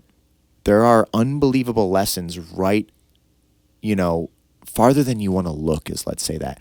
Like you don't really want to look at the pain and failures of your life, but hidden in those chapters are the revolutionary moments for you. Yep. Where you will flip a light switch and it's like you become more awake than you were before. And you're like, this is it. Yeah. It's been there all this time. Yeah. I was running from it and it was right in front of me. Yeah. So Alvey, it was genuinely an honor to sit and speak with you today. I look forward to seeing what you create moving forward. I look forward to the joint ventures that me, you, and others create. Absolutely. And, I hope this podcast hits a lot of people because the world needs it now more than ever. Amen. They really do, man. I appreciate the work that you're doing in all these different arenas. And at the end of the day, the core of who you are really does shine in all of it. So I'm very grateful to witness it.